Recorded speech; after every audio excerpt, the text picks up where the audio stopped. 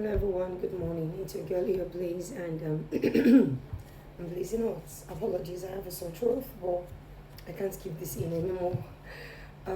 Okay, so it's just really sad to think that a country who is not at war would lose 200 persons or even more to senseless killing. Avoidable, really avoidable. And then the Iran and Israel war don't even have 200 casualties. And yet, some sets of people are doing this. And the government seems to do nothing about it. The Nigeria we want, I think we have the power to choose as a people. The Nigeria we want, we can actually fight for. But if we are comfortable with how it is here now, then please, may God continue to protect us and protect our families. That's all I would say. As a president, you've lost 200 people, and you're saying you're going to try and clear out your busy schedule to go visit those people, to go visit the town, to go visit the states. Where does this work? Like, I need to understand.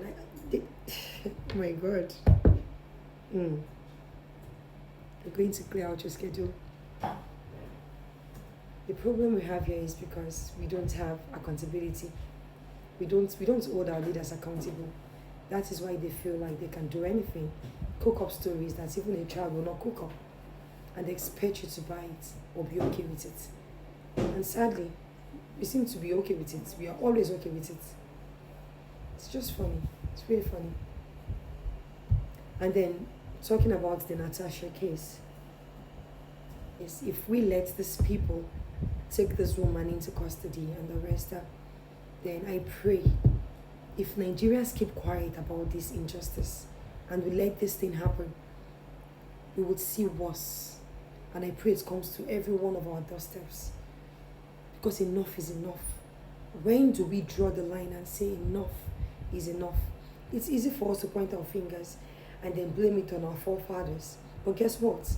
Yes, they failed us. But you're failing your own children and your children's children too. And yours is even worse. Ours is worse. Because they don't have the technology we have today. They didn't have the exposure that we are enjoying today. This is the 24th century.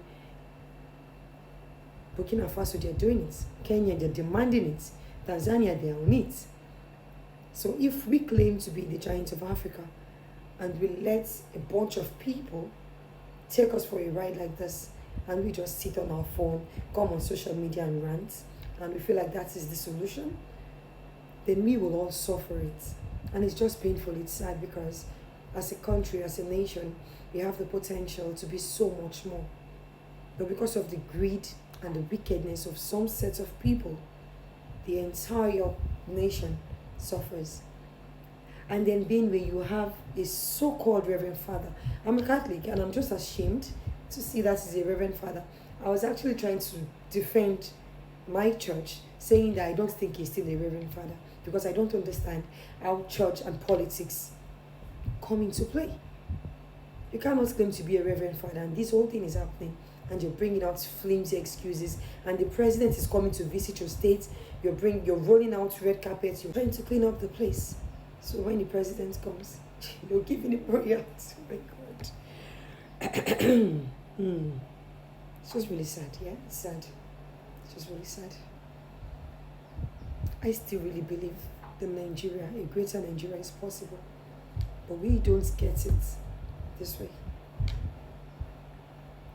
When I was younger, it was better. I'm growing older, and I can't even recognize the nation anymore. What do you think our kids and their kids would come to see when we give this lackadaisical attitude? No one cares. Everyone is just going about their business as long as it doesn't come to your doorstep. That's why I would always say, God bless the people like VDM, Tunde Edmonds, putting this thing out there for the entire world to see. This injustice should not linger. Please. This is well. May God bless us all, and God bless Nigeria.